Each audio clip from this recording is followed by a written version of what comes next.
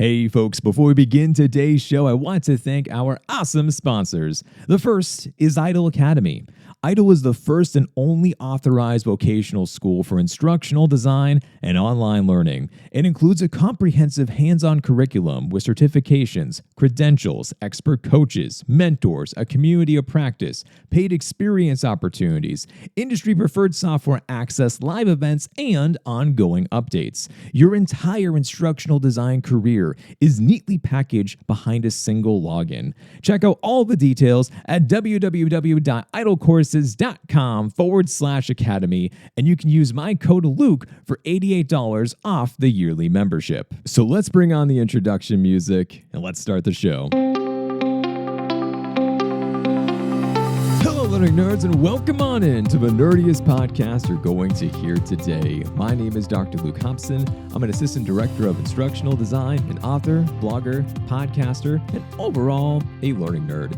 And my purpose is to be able to help you to learn more about instructional design and designing meaningful, relevant, and interesting kinds of learning experiences. And of course, you can find all of the resources that I have for you over at drlukehobson.com. Where do you want to go on vacation? My wife asked me. We could go see the Grand Canyon, take a cruise, or I guess we could go to Disney World since you've never been. The next few moments in my head were filled with every Super Bowl winning quarterback saying that they're going to Disney World. And the inner child in me has always wanted to go to Disney World, but it just never happened. So at 36, here I am going to the Mouse's house. Before our trip, I watched several Walt Disney documentaries on Disney+, and it was clear that Disney was no ordinary human. I don't think I need to list his incredible ideas because your childhood was most likely filled with them. The one thing that I did not know about, though, was his emphasis on the guest experience. He wanted everything to be perfect, absolutely perfect. One can make an argument that he was an early pioneer on user experience. This didn't exist when he was alive, but Disney's approach to creating immersive, detail-oriented experiences for his audience laid a foundation for UX principles used today. And from these principles, we can certainly draw a line designing learning experiences, hence the whole point of today's episode. And while I thoroughly enjoyed my vacation, my brain kept on seeing the intentionality behind the designs. And I thought that I would share with you what I connected into our instructional design world. It's a reminder that if these ideas are good enough for the happiest place on earth, we should be paying attention to them. So on today's episode, I want to highlight some of these features, and hopefully it helps you out with thinking about designing your next learning experience. The first talking point is immersion. Walt Disney was obsessed with crafting immersive environments, particularly in Disneyland, which was created first before Disney World. Every detail was carefully crafted to draw visitors into a story, making them feel like they were part of the worlds he created. In the early days of Disneyland, Disney noticed something that disturbed the magic he wanted guests to feel. A cowboy from Frontierland was just seen casually walking through Tomorrowland.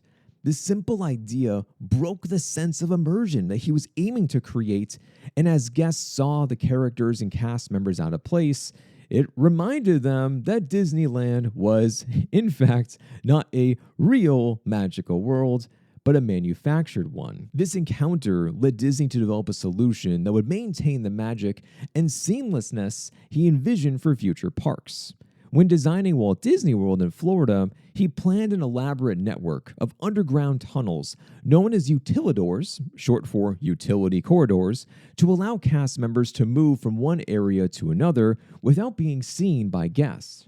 These utilidors were designed so that cast members, supplies, and even trash could be transported discreetly, ensuring that the guests never encountered anything that would disrupt the park's illusion. It's not just Walt Disney who took this seriously, though. All cast members believe in the significance of immersion. I learned about this in the most socially awkward possible way. At Disney World, you'll see cast members wearing green shirts who are professional photographers. If you buy the photo package, you can have them take your picture at any time without trying to take pictures with your phone. All we need to be able to do is to scan your type of fast pass watch that you get to be able to use as your ticket into places, and immediately the pictures they take go right into the app that you have on your phone. Really, it's a genius idea, and it was awesome to be able to have this. Well, anyway, I went up to one of the photographers and asked if she could take our picture, and she looked at me, puzzled. She's like, "Picture? I don't know what that means." And dumbfounded, I responded like, "A picture? You're a photographer? ... And she looked at me and replied, "Don't you mean a holoscan?" And I stared blankly, thinking, what the heck is a holoscan?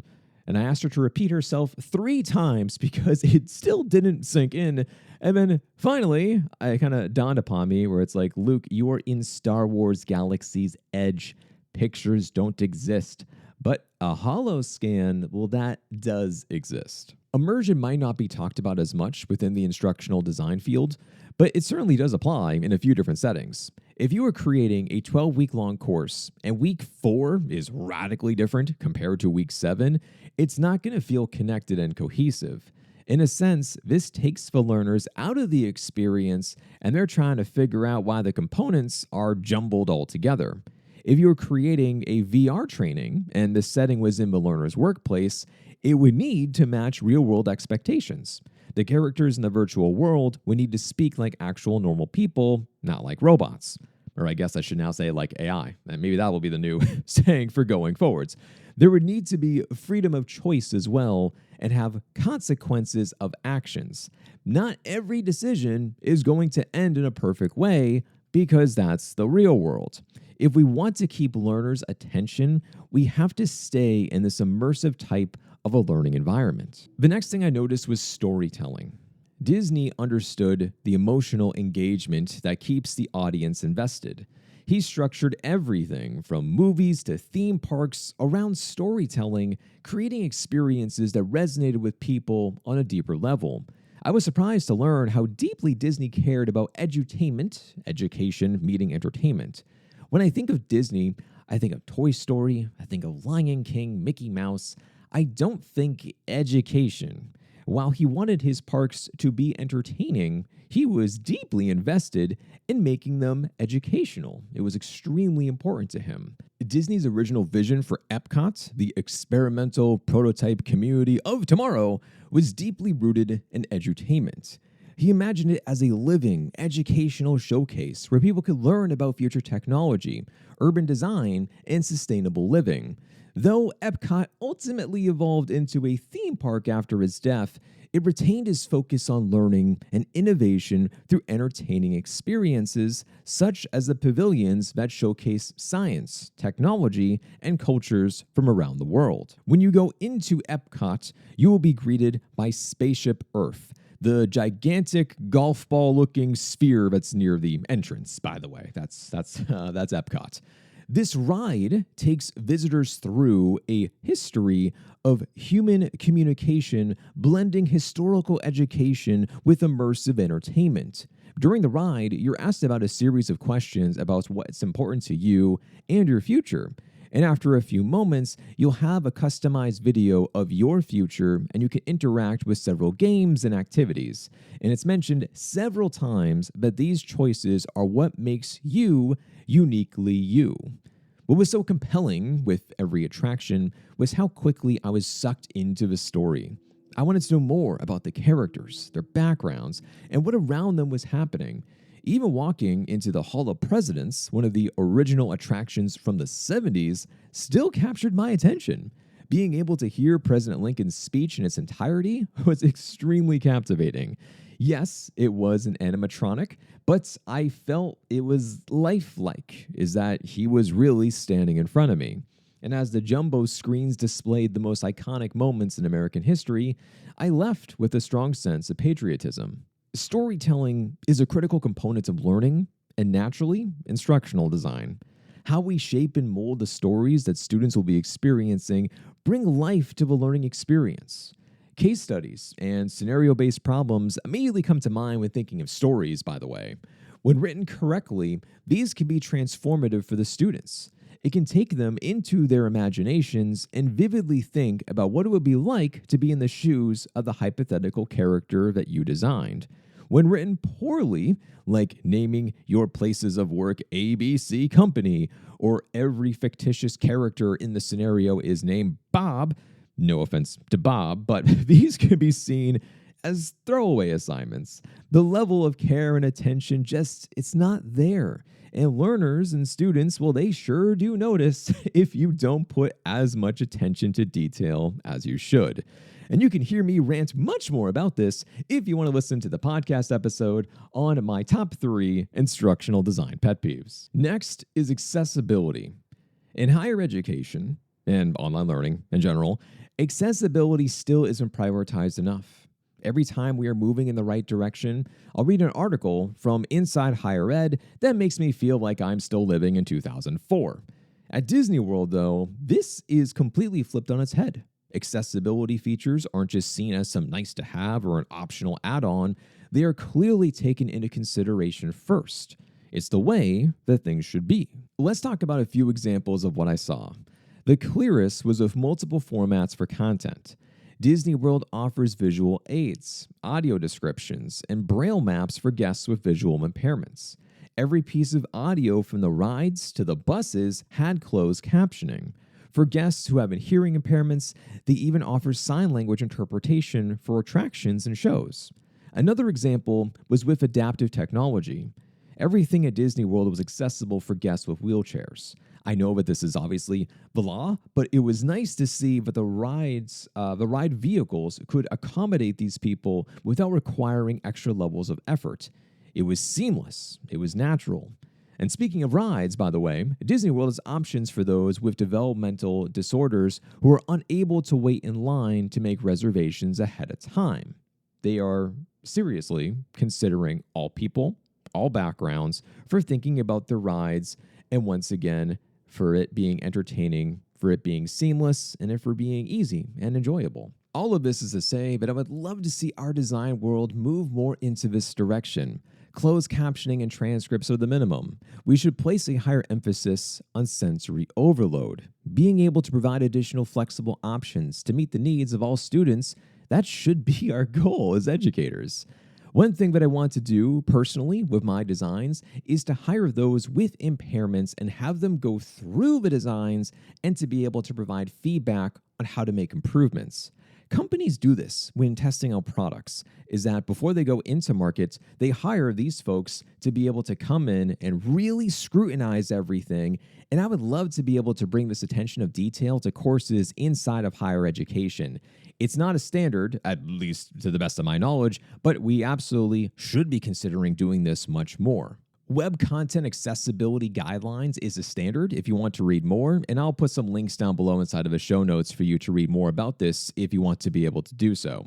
But also, Dr. Nicole Latois has a new accessibility course that's being offered through Instructional Design Institute that I know you're going to benefit from it. She has certainly taught me a thing or two with going above and beyond pertaining to accessibility, and I'm sure it's going to help out you and your future designs too. So once again, go down to the show notes, check out these links. It will definitely help you out and to be able to learn a bit more. And lastly, it's a combination of a few things, but they're all relevant, so I'm going to put them all together, which is prototyping, iterative design, and feedback.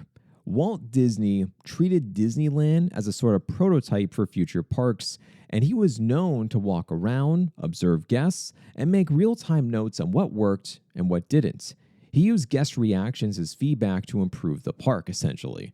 For instance, Disney would note where people tended to gather, which paths they took, and how they responded to different attractions.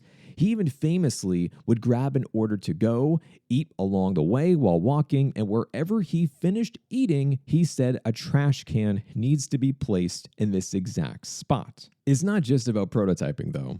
Disney Imagineers use feedback loops extensively in designing animatronics and ride experiences. For example, the Pirates of the Caribbean ride has undergone several updates over the years, including adding elements from the popular film series, like Captain Jack Sparrow is now casually there in a few places. These changes often come from guest feedback and the need to keep the attraction relevant and engaging.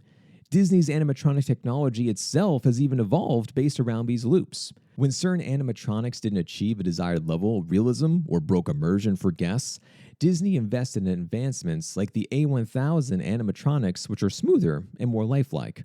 And of course, we can't forget about feedback. Disney is renowned for its use of data, collecting detailed feedback from guests through post-visit surveys.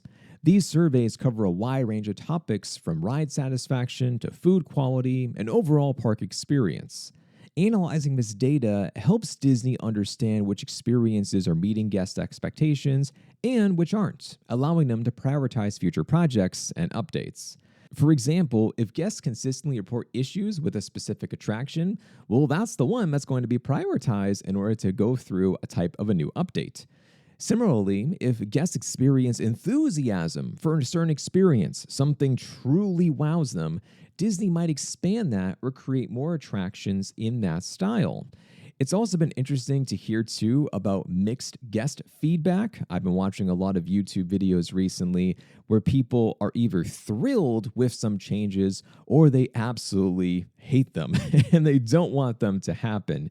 An example is rebranding of Splash Mountain or the Disney Fast Passes or the Lightning Lanes. You can look up any of those with very mixed feedback from people. All of this is to say that instructional designers absolutely follow these same principles. Building out a prototype of a course or a training and actively seeking out feedback before it goes live is crucial. It's during these moments when we learn about how to improve the design and to reconsider all options. Feedback and data from a designer is invaluable. It's why I am a firm believer in creating pilot versions of learning experiences before they're launched to the masses. If you have ever taken my courses before or have heard me give a talk, you have heard me say it by now, but there is no such thing as a perfect course. There is always something that we can do to be able to improve the designs, and of course, this comes from more feedback. I really didn't think that going to Disney World, by the way, for a destination vacation spot would lead to recording this podcast episode or writing the blog that goes with it. But I'm sure glad that we went. It was quite the experience, and I absolutely loved it. I can't wait to go back. But tell me, is there any other organization that you can think of as far as for drawing inspiration for instructional designers to be able to learn from?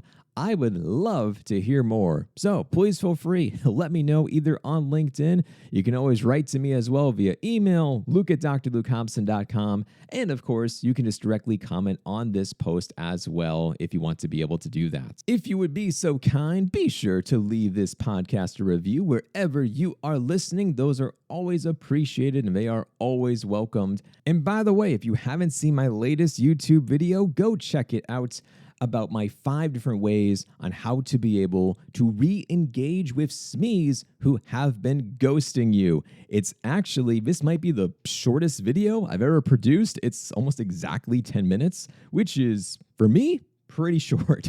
So go check out that video. I hope you enjoyed that one. Hope you learned a thing or two about how to be able to collaborate with SMEs in a different type of way when you are really stuck and you need to be able to pull some emergency levers. And hey folks, that is all I have for you today. Stay nerdy out there, and I'll talk to you next time.